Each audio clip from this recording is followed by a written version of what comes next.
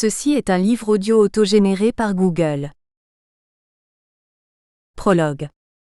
Il me faisait penser à ces médecins d'expérience qui, pour avoir examiné tellement de malades, établissent d'instinct leur diagnostic, quitte, avant de le formuler, à procéder à quelques analyses. De l'autre côté du miroir, De Gaulle était aussi un médecin. Il me tardait de rencontrer le De Gaulle intime, celui que l'on devine à peine au travers des récits historiques, mais dont on perçoit pourtant les soubresauts émotionnels au détour des épreuves implacables. Car De Gaulle est un homme, rien qu'un homme, mais quel homme? De qui parle-t-on? Du général De Gaulle ou de Charles de Gaulle? Les deux personnages cohabitent depuis l'enfance et s'observent en permanence pour ne jamais s'écarter l'un de l'autre, dans une cohérence implacable et une même éthique. Où rencontrer l'intime dans cette étrange dualité? C'est du côté de Charles que réside le gisement inépuisable d'une sensibilité insoupçonnée. Mais c'est le général et sa femme qui détiennent les clés d'une porte fermée à double tour et encore jalousement gardée par leurs héritiers. En serions-nous alors réduits à regarder par la serrure, mus par un seul voyeurisme inconvenant? Il existe cependant une ouverture de contournement, celle de la santé. Car parler de la santé de quelqu'un revient bien évidemment à aborder son intimité. Le stratagème est-il bien honnête? Il devient assez légitime pour le professionnel de santé que je suis.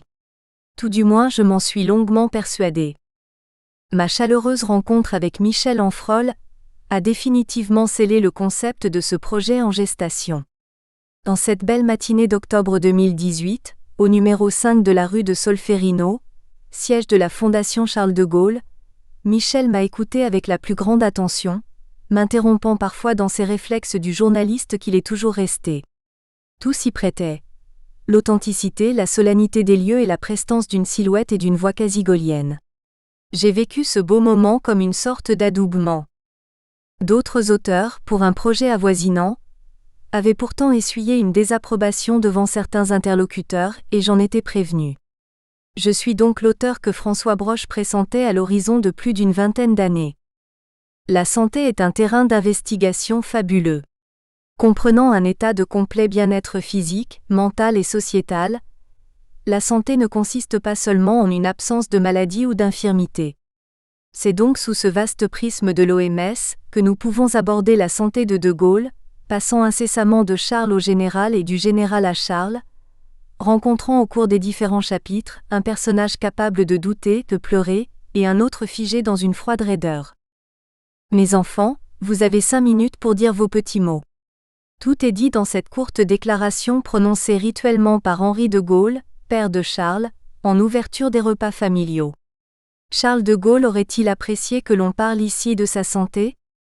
Lui issu de la petite bourgeoisie chrétienne du Nord, teinté de monarchisme modéré et qui resta toujours imprégné d'un mode de vie sans excès ni ostentation. J'en doute. Y aurait-il donc offense? Sauf que nous allons démontrer que le sort de la France et du monde s'est aussi joué dans les cabinets médicaux et les blocs opératoires. Vu sous cet angle et particulièrement attaché à laisser une empreinte compréhensible pour les futures générations, Charles de Gaulle approuve. Je n'en doute plus, modernité oblige. La science des portraits lui étant familière, il s'attendait à ce que le sien soit un jour complété. Une fois les passions apaisées, les regards retrouveraient l'indispensable clarté. On découvrirait des aspects moins explorés de son caractère.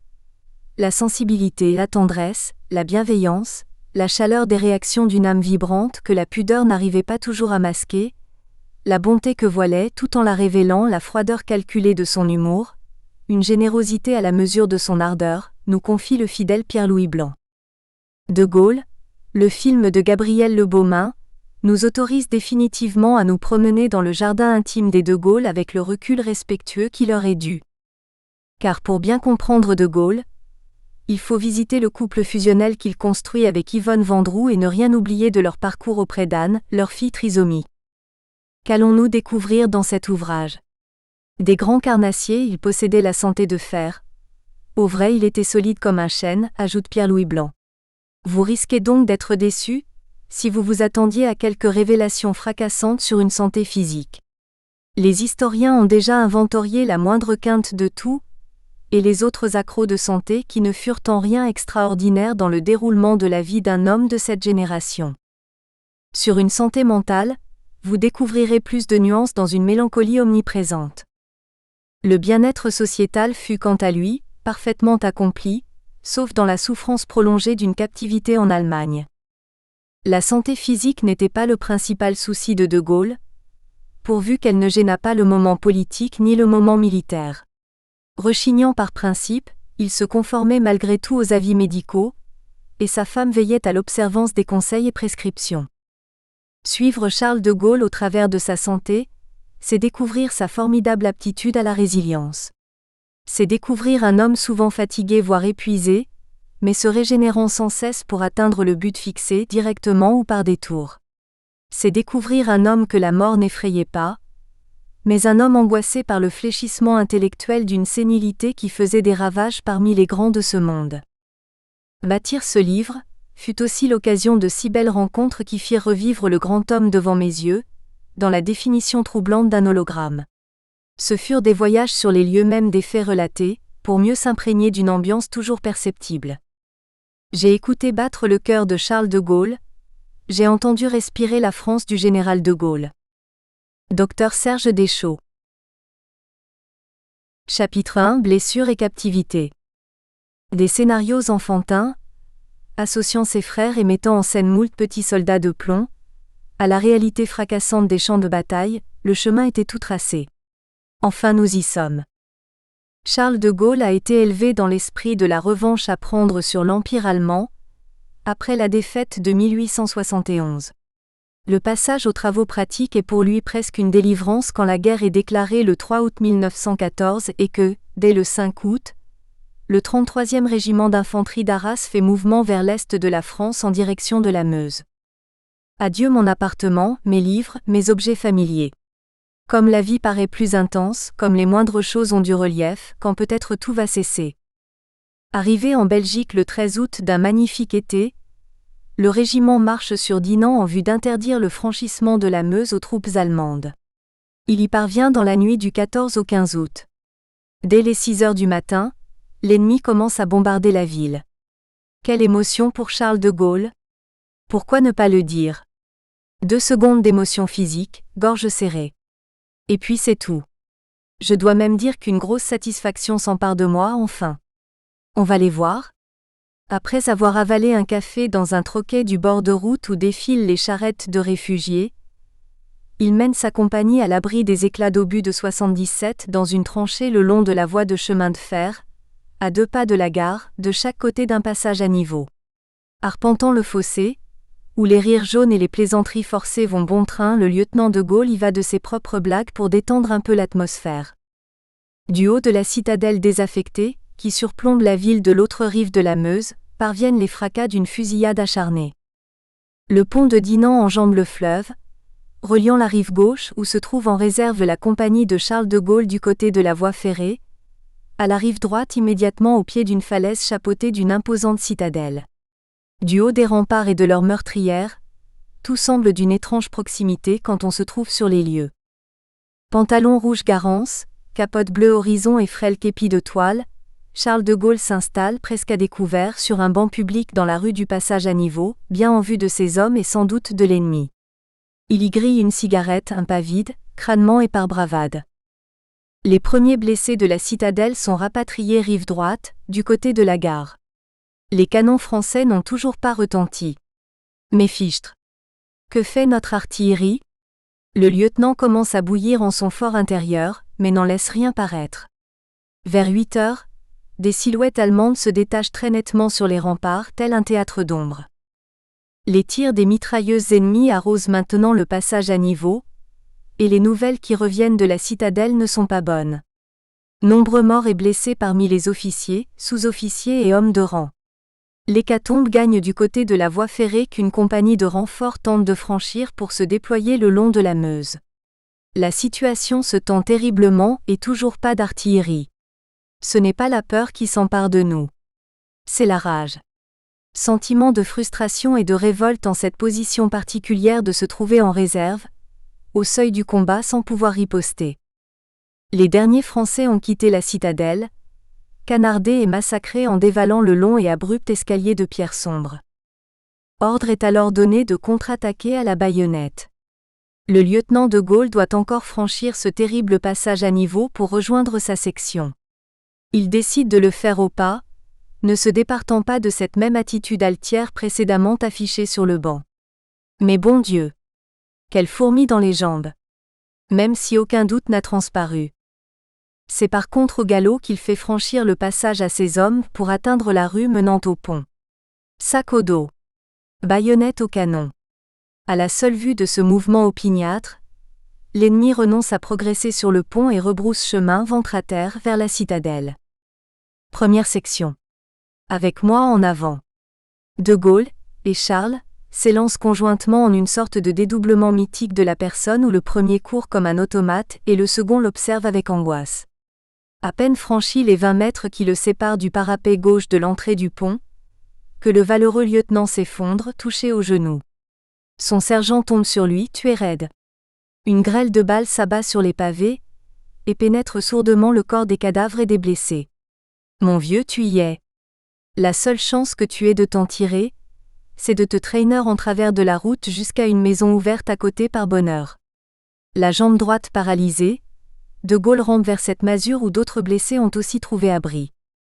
Comment je n'ai pas été percé comme une écumoire durant le trajet, ce sera toujours le lourd problème de ma vie. Après 1 heure à attendre dans l'angoisse d'une contre-attaque ennemie qui ne viendra finalement pas, la canonnade française retentit enfin. Malgré sa blessure, le lieutenant de Gaulle ne perdra aucune miette de la conclusion des combats et veillera à faire regrouper les hommes valides de son régiment avant de les envoyer vers Antey. Ce sera en fait sur Ville qu'ils atteindront. La nuit tombe, ma tâche est finie. Je m'aperçois à présent que ma capote est pleine de sang. Charles de Gaulle sera évacué en voiture du théâtre de ces terribles combats. Pris en charge au poste de secours du 84e régiment déployé dans l'école d'Antey, il sombrera dans un profond sommeil. La blessure ne l'aura pas fait souffrir mais son pied droit est paralysé. La balle n'est pas ressortie de l'autre côté de la plaie. Elle lui tient donc toujours compagnie, la coquine. Accompagné du médecin principal Fasquelle, il rejoindra Ribemont avant d'être évacué sur Arras, séjour du 16 au 25 août 1914, puis opéré du péroné et genou droit à l'hôpital Saint-Joseph de Paris, entre le 28 août et le 1er septembre. Après avoir séjourné à l'hôpital militaire des Genettes de Lyon, du 4 au 12 septembre, il sera transporté à l'ambulance de l'ancien quartier général, rue Boissac, pour y bénéficier à partir du 14 septembre d'un traitement par électrostimulation et massage afin de restaurer la conduction du nerf sciatique abîmé par la balle scélérate. À peine 4 jours après le début du traitement, l'impatience du fougueux lieutenant se fait déjà sentir. Les jours s'écoulent ici bien monotones et bien tristes, et vraiment je commence à croire que mon pied va rester indéfiniment comme il est. Dans tous les cas cela va bien lentement. C'est pendant sa courte convalescence lyonnaise que le lieutenant de Gaulle écrira une étonnante et intéressante nouvelle intitulée « Le baptême », voire notice « Baptême en résilience », ainsi que le récit véridique des événements de Dinan, rédigé le 8 septembre 1914, dont sont extraites les citations mentionnées. Lettres, notes et carnets 1905 à 1915, Charles de Gaulle, Librairie Plomb, page 79 à 94. On le retrouve le 2 octobre à Cognac, où il rejoint le dépôt de son régiment. Il séjourne à l'hôtel de Londres, clin d'œil prémonitoire, et s'oblige à 2 heures de marche journalière en guise de rééducation. De retour au sein du 33e régiment d'artillerie le 18 octobre 1914 à Pont-Aven, il se retrouve enfin en première ligne. Charles de Gaulle sera encore blessé 2 fois durant cette première guerre. Dans les tranchées boueuses où il tient depuis 6 mois, le capitaine de Gaulle est à nouveau atteint par des éclats d'obus le 10 mars 1915 au Ménil-les-Hurlus, sur le front de Champagne. Touché au lobe de l'oreille et surtout à la paume de la main gauche, plaie en séton palme dorsale, main gauche, il négligera ses blessures dans un premier temps avant d'être rappelé à l'ordre par une sévère infection provoquant l'enflure inquiétante de son avant-bras. Hospitalisé à la mi-avril et après une convalescence d'1 mois, il rejoindra son régiment le 14 juin. De ce fâcheux épisode, Charles de Gaulle conservera une raideur du majeur et de l'annulaire gauche, le contraignant à porter son alliance à la main droite le restant de sa vie. Détail remarquable sur nombre de photos des albums familiaux et officiels. Mais la plus grave blessure physique date du 2 mars 1916. Le capitaine de Gaulle et quelques survivants de sa 10e compagnie du 33e RI montant en ligne dans une tranchée à l'ouest du village de Douaumont, se trouvent pris frontalement et à revers par une troupe allemande. La cuisse gauche transpercée d'un coup de baïonnette, il tombe évanoui sous la déflagration d'une grenade et l'émanation de ces gaz. Porté disparu, il est cité le 7 mai à l'ordre de l'armée. « Mon fils est mort en faisant son devoir », dira son père faussement en deuil. Commence alors un long parcours de 32 mois de détention ponctué de 5 tentatives d'évasion. Après une hospitalisation à Mayence, le capitaine sera successivement emprisonné à Osnabrück, Westphalie, Ness, Chouzin, Lituanie, puis à Ingolstadt, Rosenberg, Bavière, Passau, de nouveau à Ingolstadt pour finir par Wulzbourg et Magdebourg. Enfin libéré, il sera de retour en France au début de décembre 1918. Charles de Gaulle, enterré vivant et profondément amer, gardera le sentiment indélébile d'avoir raté sa guerre. La jaunisse d'Ingolstadt. Durant ces 32 mois de captivité, Charles de Gaulle n'aura eu qu'une obsession, s'évader. S'évader du territoire allemand pour rejoindre le front, se battre les armes à la main et retrouver le véritable sens de son engagement.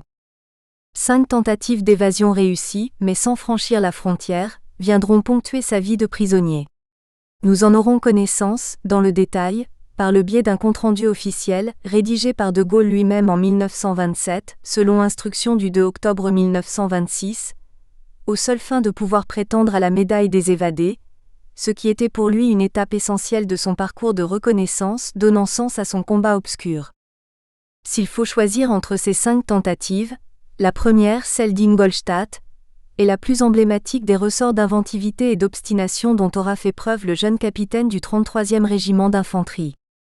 Réglées par les conventions de Genève, les conditions de détention des militaires français sont relativement bonnes. Sans égaler le confort d'une bonne hostellerie, les officiers bénéficient tout de même des services d'une ordonnance, peuvent faire du sport, accéder à une bibliothèque et participer à des conférences. Le Comité international de la Croix-Rouge, gardien de la Convention de Genève, apporte son aide en permettant des échanges épistolaires avec les familles et la livraison de colis de vivres en provenance des mères, épouses et petites amies esselées. Après 5 mois passés au camp de représailles de Chouzin, Lituanie, de Gaulle est transféré au fort IX de la citadelle d'Ingolstadt réputé parfaitement hermétique et réservé aux officiers déjà remarqués pour leur velléité d'évasion. Le jeune capitaine ne tarde pas à s'imprégner de l'architecture et de l'organisation du nouveau lieu de rétention. Il remarque que le fort dispose d'une annexe de l'hôpital affecté aux prisonniers, l'établissement militaire principal étant situé en ville, à 8 km du camp et beaucoup moins surveillé. Il y a sans doute quelque chose à creuser, de ce côté-là. De Gaulle correspond assez régulièrement avec sa mère, et a dû convenir avec elle de l'envoi d'un flacon d'acide picrique dans un colis de vivres de la Croix-Rouge, sous le prétexte de soins d'engelure.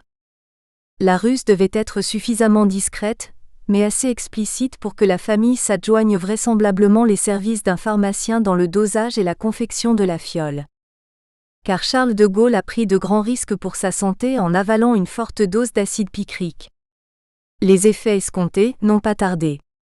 Dès le lendemain, soit le 17 octobre 1916, décoloration jaunâtre de la peau et des muqueuses, yeux jaunis, urine foncée, tous les signes mimant un ictère à bilirubine conjuguée, une bonne vieille jaunisse. La pudeur légendaire de Charles de Gaulle l'aura sans doute empêché de parler d'inconvénients supplémentaires tels que céphalée, vertige, nausées, vomissements et diarrhée. Un dosage plus sévère et non réfléchi aurait pu entraîner une hémolyse, destruction des globules rouges, une néphrite hémorragique, atteinte inflammatoire du rein avec saignement, et une hépatite pour en arriver finalement à des convulsions et un coma.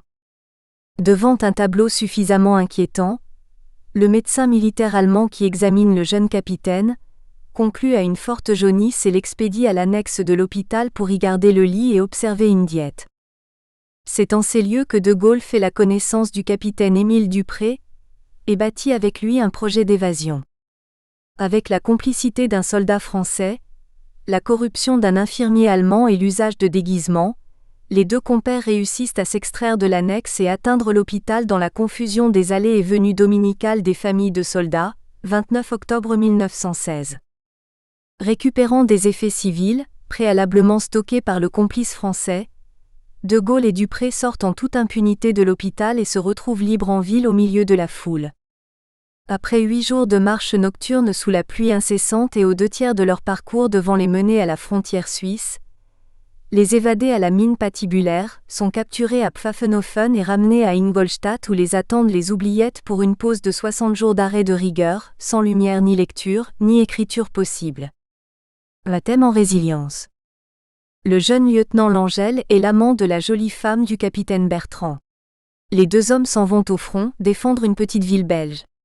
Pressentant sa mort imminente, Bertrand remet à Langel son portefeuille en lui faisant promettre de le restituer à sa femme dont il semble deviner les sentiments pour le lieutenant.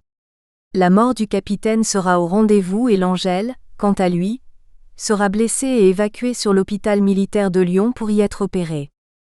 Les amants s'y retrouvent en une scène poignante faite de la remise symbolique du portefeuille, assortie du renoncement mutuel à leur amour impossible. Telle est, très brièvement résumée, la nouvelle intitulée « Le baptême » est composée par Charles de Gaulle pendant sa convalescence.